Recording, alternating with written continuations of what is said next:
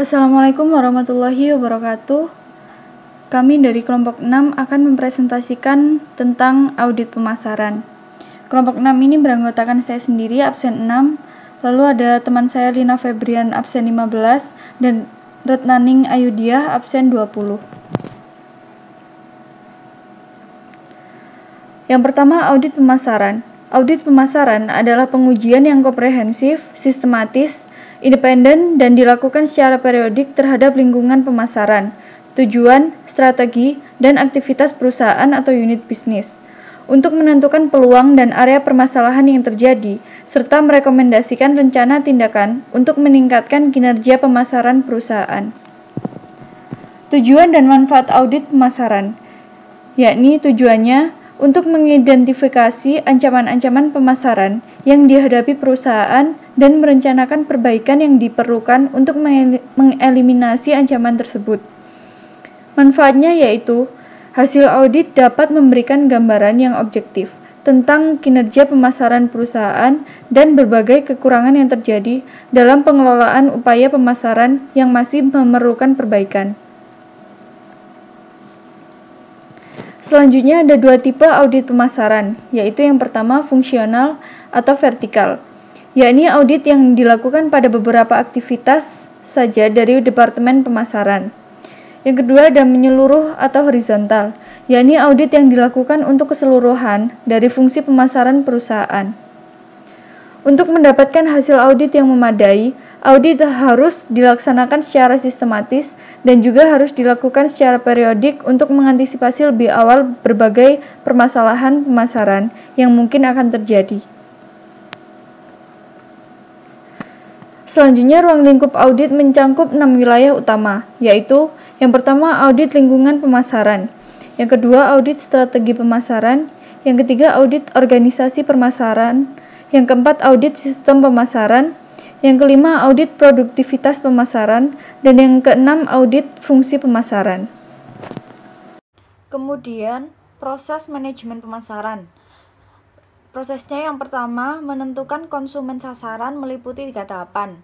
Penetapan pasar sasaran, penentuan posisi pasar, dan segmentasi pasar.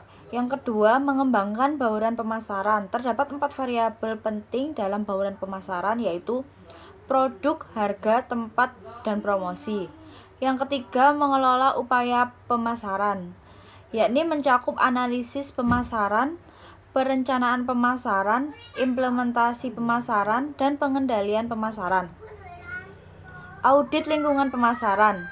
Lingkungan pemasaran terdiri dari atas para pelaku dan kekuatan-kekuatan di luar pemasaran yang mempengaruhi kemampuan pemasaran perusahaan untuk mengembangkan dan mempertahankan transaksi yang berhasil dengan konsumen sasarannya. Lingkungan pemasaran terdiri atas 2 kelompok, yaitu lingkungan mikro dan lingkungan makro. Lingkungan mikro yakni kekuatan-kekuatan masyarakat di sekitar perusahaan yang mempengaruhi kemampuannya dalam melayani pelanggannya. Yang pertama perusahaan, pemasok, perantara pemasaran, dan pesaing. Untuk lingkungan makro yakni mencakup lebih luas kekuatan-kekuatan masyarakat pada lingkungan mikro dalam mempengaruhi keputusan-keputusan strategi pemasaran, antara lain lingkungan alam, lingkungan teknologi, lingkungan politik, dan lingkungan budaya. Audit strategi pemasaran. Manajemen strategis yaitu sebagai sekumpulan keputusan dan tingkatan yang menghasilkan formulasi dan implementasi sebagai rencana yang dirancang untuk mencapai sasaran perusahaan. Proses manajemen strategis terdiri atas 9 tugas penting berikut. Yang pertama, merumuskan misi perusahaan meliputi rumusan umum tentang maksud keberadaan, filosofi, dan tujuan perusahaan. Yang kedua, mengembangkan profil perusahaan yang mencerminkan kondisi internal dan kapabilitasnya. Yang ketiga, menilai lingkungan eksternal perusahaan meliputi pesaing maupun faktor-faktor kontekstual umum. Yang keempat, menganalisis opsi perusahaan dengan mencocokkan sumber daya yang dimiliki dengan lingkungan eksternal. Yang kelima, mengidentifikasi opsi yang paling dikendaki dengan mengevaluasi setiap opsi yang ada berdasarkan misi perusahaan. Yang keenam, memilih seperangkat sasaran jangka panjang dan strategi umum yang akan mencapai pilihan yang paling dikendaki. Yang ketujuh, mengembangkan sasaran tahunan dan strategi jangka pendek dengan sasaran jangka panjang dan strategi umum yang dipilih. Yang ke-8, mengimplementasikan pilihan strategi dengan cara mengalokasikan sumber daya anggaran yang menekankan pada kesesuaian antara tugas, SDM, struktur, teknologi, dan sistem imbalan. Yang terakhir, mengevaluasi keberhasilan proses strategi sebagai input bagi pengambilan keputusan di masa yang akan datang. Manajemen memiliki tanggung jawab untuk merencanakan, mengarahkan, mengorganisasikan, serta mengendalikan keputusan dan tindakan-tindakan perusahaan yang berkaitan dengan strategi yang dipilih. Strategi disusun dengan mempertimbangkan berbagai kekuatan, kelemahan, peluang, dan ancaman yang dihadapi perusahaan dalam hubungannya dengan persaingan. Perencanaan strategi merupakan proses untuk mengembangkan dan menjaga suatu kesesuaian strategi di antara tujuan dan kemampuan perusahaan dengan peluang pemasaran yang selalu berubah. Selanjutnya, audit sistem pemasaran. Sistem informasi pemasaran adalah orang, peralatan, dan prosedur untuk mengumpulkan, memilah, menganalisis, mengevaluasi, dan mendistribusikan informasi yang dibutuhkan pengambil keputusan pemasaran secara akurat dan tepat waktu. Sistem informasi pemasaran dirancang untuk menghubungkan kebutuhan manajemen terhadap informasi berbagai aktivitas pemasaran yang telah dilakukan dan memenuhi kebutuhan informasi tersebut dalam menjalankan fungsi manajerialnya. Suatu informasi pemasaran yang bermanfaat memiliki karakteristik sebagai berikut. Yang pertama, relevan, kedua cukup, tiga kompeten, empat efisien. Sumber-sumber informasi. Informasi pemasaran dapat dikembangkan dari tiga sumber utama, yaitu catatan internal perusahaan, intelijen pemasaran, riset pemasaran. Catatan internal perusahaan. Informasi data internal merupakan informasi yang dikumpulkan dari sumber-sumber di dalam perusahaan untuk mengevaluasi kinerja dan mendeteksi masalah serta peluang pemasaran. Tataran internal berupa laporan harian, mingguan, bulanan, dan tahunan tentang berbagai aktivitas pemasaran yang telah dilakukan perusahaan. Lalu, riset pemasaran. Riset pemasaran merupakan fungsi yang menghubungkan konsumen, pelanggan, dan publik ke pemasar melalui informasi-informasi yang digunakan untuk mengidentifikasikan dan mendefinisikan peluang dan masalah pemasaran. Intelijen pemasaran. Intelijen pemasaran merupakan informasi harian tentang berbagai perkembangan yang terjadi pada lingkungan pemasaran. Informasi ini bersumber dari luar perusahaan yang dapat diperoleh melalui internet. Praktik dalam intelijen pemasaran berupa: yang pertama, mencuri informasi dari para pelamar dan karyawan pesaing. Kedua, mendapatkan informasi dari orang-orang yang berurusan dengan pesaing. Tiga, mendapatkan informasi dari bahan-bahan terbitan dan dokumen publik. Empat, mendapatkan informasi dengan mengamati pesaing atau menganalisis bukti fisik. Lalu, pemanfaatan dan kebutuhan informasi pemasaran.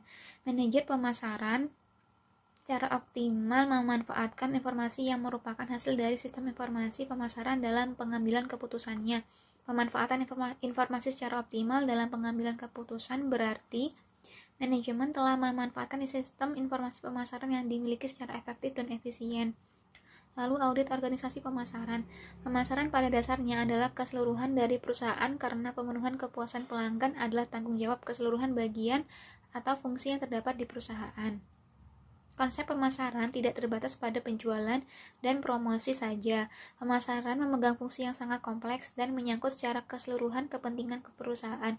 Untuk menjadikan berbagai program pemasaran berjalan secara efektif dan efisien, organisasi pemasaran juga harus optimal mampu mengkoordinasikan keempat dimensi aktivitas pemasaran, yaitu fungsional, geografis, produk, dan pelanggan.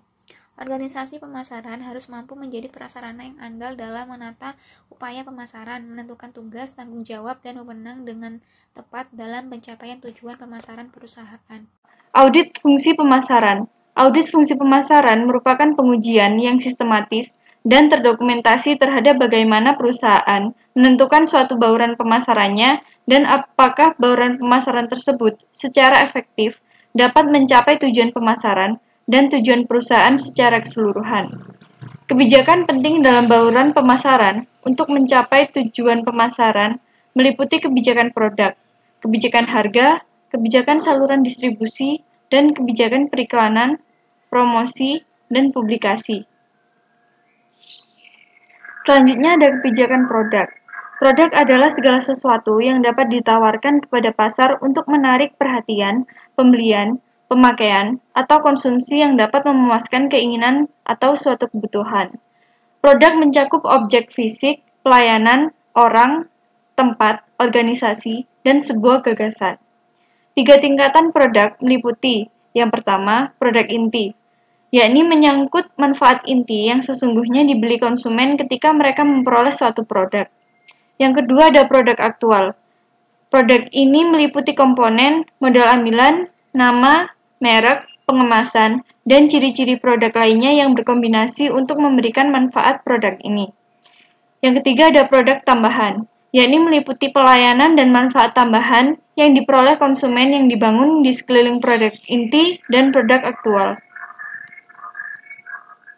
Selanjutnya ada keputusan lini produk. Lini produk merupakan sekelompok produk yang berkaitan erat karena memiliki fungsi yang sama. Dijual untuk kelompok pelanggan yang sama, dipasarkan melalui jenis-jenis yang sama atau berbeda dalam rentang harga tertentu. Keputusan lini produk mencakup beberapa keputusan penting yang penelitian dengan rentang lini produk, merentangkan lini produk, mengisi lini produk, modernisasi lini produk, dan menetapkan tampilan lini produk.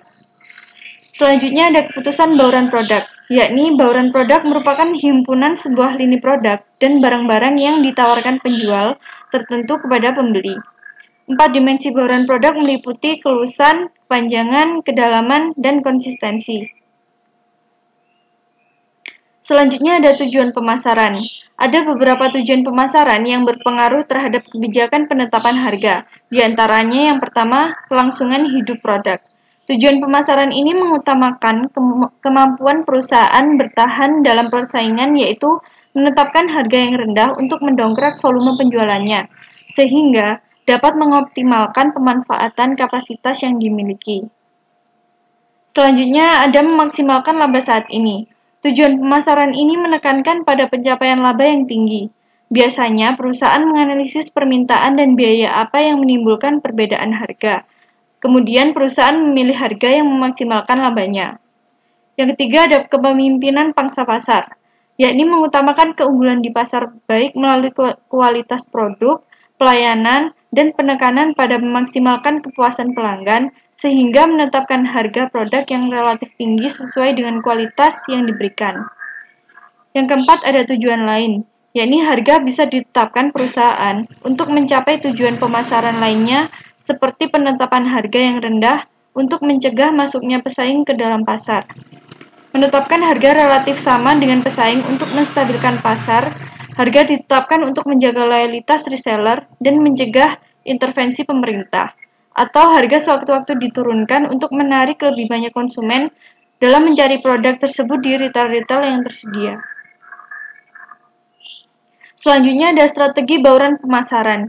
Strategi bauran pemasaran menyangkut bagaimana setiap komponen bauran pemasaran, yakni produk, harga, promosi, dan saluran distribusi, ditetapkan untuk menunjang suksesnya program pemasaran secara keseluruhan.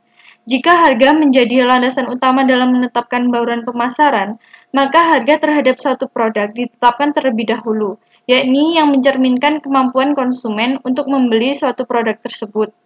Lalu kemudian bauran pemasaran yang lainnya menyesuaikan dengan tingkat harga yang ditetapkan tersebut. Jika produk merupakan landasan utamanya, maka keputusan tentang komponen baurannya yang lainnya, yakni produk, promosi, dan distribusi, akan sangat memengaruhi harga yang ditetapkan. Selanjutnya ada biaya. Biaya adalah dasar penentuan harga yang mencerminkan berapa biaya yang telah dikonsumsi untuk menghasilkan produk tersebut dan tingkat keuntungan yang diharapkan produsen dari memuaskan kebutuhan konsumen. Lalu faktor eksternal. Faktor lain yang mempengaruhi keputusan penetapan harga meliputi: yang pertama, sifat dan permintaan pasar; yang kedua, harga dan tawaran pesaing. Sifat dan permintaan pasar. Harga suatu produk sangat dipengaruhi oleh jenis pasar di mana produk tersebut dipasarkan. Pada dasar persaingan sempurna, di mana banyak terdapat pembeli dan penjual yang sama-sama memiliki pengetahuan yang memadai tentang kondisi pasar, harga ditentukan oleh mekanisme pasar sehingga strategi pemasaran tidak menjadi penting.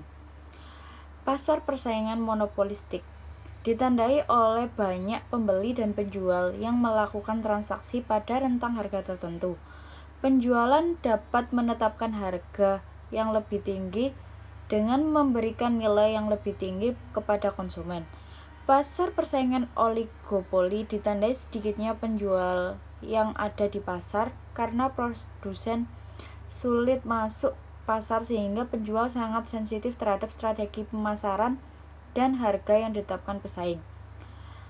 Pada pasar monopoli murni, hanya ada satu penjual di pasar yang memiliki monopoli terhadap suatu jenis produk, baik monopoli pemerintah maupun monopoli oleh perusahaan swasta. Pada pasar ini harga ditetapkan berdasarkan jenis monopoli yang diperoleh. Persepsi konsumen terhadap nilai dan harga merupakan pertimbangan yang penting dari perusahaan dalam menetapkan harga. Keputusan bauran pemasaran harus berorientasi kepada pembeli. Jika konsumen menganggap bahwa harga lebih besar dari nilai yang akan mereka dapatkan, maka konsumen tidak akan membeli produk tersebut. Demikian juga terjadi sebaliknya. Harga dan tawaran pesaing. Harga dan penawaran yang dilakukan perusahaan harus secara cermat merespon harga dan penawaran pesaing. Gunanya perusahaan dapat meneliti produk pesaing untuk menentukan keunggulan produk perusahaan sebagai dasar dalam menentukan harga yang lebih tinggi dan menjelaskan manfaat kepada konsumen apa manfaat lebih yang bisa diperoleh. Pendekatan penetapan harga umum. Beberapa faktor harus diperhatikan dalam menetapkan harga antara lain: yang pertama, biaya produk; yang kedua, harga pesaing dan faktor eksternal atau internal lainnya; yang ketiga, persepsi konsumen terhadap nilai. Kemudian beberapa pendekatan dalam menetapkan harga yang umum digunakan perusahaan antara lain: yang pertama, penetapan harga biaya plus, yaitu penetapan harga dengan cara menambahkan markup standar terhadap biaya produk. Yang kedua, penetapan harga impas atau pulang pokok atau break even, yaitu penetapan harga untuk mencapai titik impas atau ulang pokok atas biaya produksi dan memasarkan produk atau untuk menghasilkan laba yang diinginkan. Yang ketiga, penetapan harga berdasarkan persepsi nilai. Penetapan harga berdasarkan persepsi pembeli terhadap nilai produk, bukan berdasarkan biaya. Penetapan harga going rate, yaitu menetapkan harga berdasarkan harga pesaing utama bukan atas biaya produk atau permintaan perusahaan. Yang terakhir, penetapan harga tender, yaitu menetapkan harga berdasarkan dugaan perusahaan tentang berapa besar harga yang akan ditetapkan pesaing, bukan biaya dan permintaannya sendiri, atau digunakan pada saat perusahaan ingin memenangkan suatu kontrak. Lalu, harga dan siklus hidup produk. Harga suatu produk disesuaikan dengan tahap-tahap pada siklus hidup produk tersebut. Pada tahap perkenalan, ada dua metode yang sering digunakan untuk memperkenalkan produk ke pasar, yaitu: yang pertama, metode price skimming. Penetapan harga yang tinggi bertujuan untuk mengembalikan biaya secepat mungkin. Jika dalam jangka panjang tidak bertahan, harga diturunkan. Yang kedua, metode price penetration. Penetapan harga yang rendah untuk memaksimalkan kuantitas penjualan. Lalu, pada tahap pertumbuhan, penjualan meningkat dan biaya per unit menurun. Jika pada tahap perkenalan perusahaan menggunakan price skimming, pada saat ini perusahaan seharusnya melakukan penurunan harga untuk menarik lebih banyak pembeli. Sementara jika pada tahap perkenalan menggunakan price penetration, melakukan peningkatan harga sudah saatnya dilakukan, tetapi harus diimbangi dengan peningkatan biaya promosi. Pada tahap kedewasaan, perusahaan harus berusaha mencari pasar baru bagi produknya dan melakukan peningkatan produk untuk mempertahankan harga. Sementara pada tahap penurunan, perusahaan harus memotong harganya untuk menghabiskan persediaannya. Selanjutnya, saluran distribusi merupakan jaringan organisasi yang menghubungkan produsen dengan pengguna atau konsumen akhir. Fungsi distribusi. Fungsi penting yang dilaksanakan oleh saluran distribusi dalam arus pemasaran meliputi fungsi-fungsi berikut. Yang pertama, informasi. Kedua, promosi. 3, negosiasi. 4, pemesanan. 5, pembiayaan. 6, pengambilan risiko. 7, pemilihan fisik. 8, pembayaran. 9, hak milik. Selanjutnya, keputusan mengenai bentuk saluran pemasaran. Keputusan mengenai bentuk saluran pemasaran melibatkan pertimbangan-pertimbangan penting tentang yang pertama, analisis kebutuhan pelanggan. Kedua, penetapan tujuan saluran pemasaran. Ketiga, identifikasi alternatif saluran pemasaran utama. Keempat, evaluasi alternatif saluran pemasaran.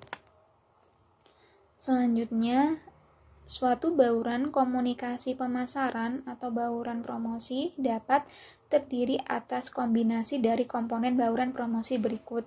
Yang pertama, pengiklanan. 2, pemasaran langsung. 3, promosi penjualan. 4, hubungan masyarakat dan publisitas. 5, penjualan personal. Selanjutnya, mengembangkan komunikasi efektif. Mengembangkan suatu bauran promosi yang efektif mencakup tahapan-tahapan penting berikut ini. Yang pertama, mengidentifikasi audiens sasaran. Kedua, menentukan tujuan komunikasi. Ketiga, merancang pesan. 4, memilih saluran komunikasi. Kelima, mengalokasikan total anggaran promosi. Keenam, memutuskan bauran promosi. Ketujuh, mengukur hasil promosi. 8, mengatur dan mengelola komunikasi pemasaran yang terintegrasi.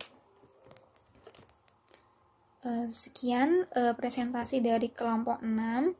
Mohon maaf jika ada salah-salah kata. Wassalamualaikum warahmatullahi wabarakatuh.